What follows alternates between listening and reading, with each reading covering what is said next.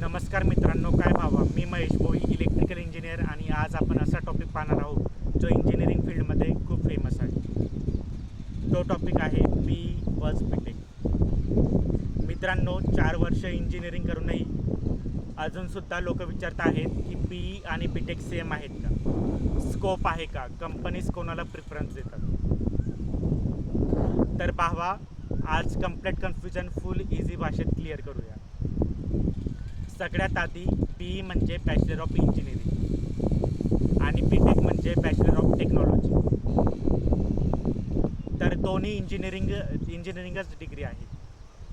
पण फरक कुठे येतो माहिती आहे का?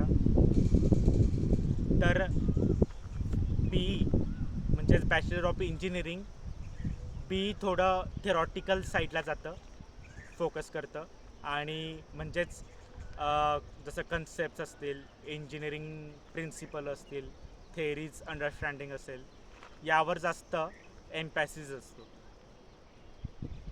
आणि बी टेक म्हणजेच bachelor of technology, B tech हा प्रॅक्टिकल आणि इंडस्ट्रियल ओरिएंटेड साईडला जास्त फोकस करतो.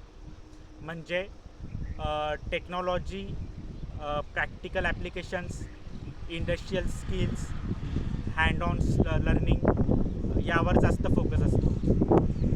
पण आणि मला एक तुम्हाला सांगायचं आहे की मी पण इंजिनिअरिंगला होतो. मी बी केलं आहे Savitribai Phule युनिव्हर्सिटीमधनं.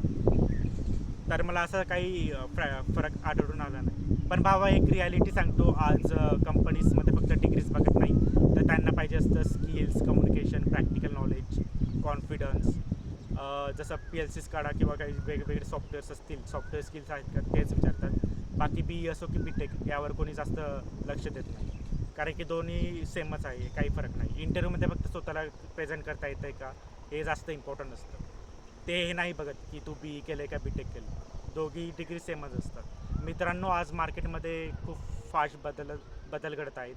Automation, EV, solar, smart grid, IoT, software based industry, या सगळ्यांमध्ये स्किल इंजिनिअरची डिमांड वाढत आहे. म्हणून बी असो या बी टेक असो, डिप्लोमा असो या ITI, जर स्किलच बिल्ड केले नाही तर आपण काहीच करू शकत नाही.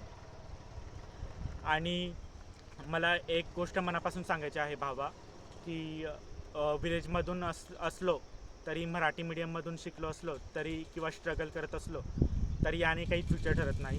मेन तर तेच आहे की आपलं फ्युचर हे त्यावरच डिपेंड असतं की आपले स्किल्स आणि इम्प्रूव्ह केलं पाहिजे, कन्सिस्टन्सी ठेवली पाहिजे आपल्या स्किल्सवर. तेच इम्पॉर्टंट आहे. आणि लक्षात ठेवा मित्रांनो, आज टाईमला degree plus skill plus communication ही सक्सेसची रिअल कॉम्बिनेशन आहे. स्वीटी, इथे या.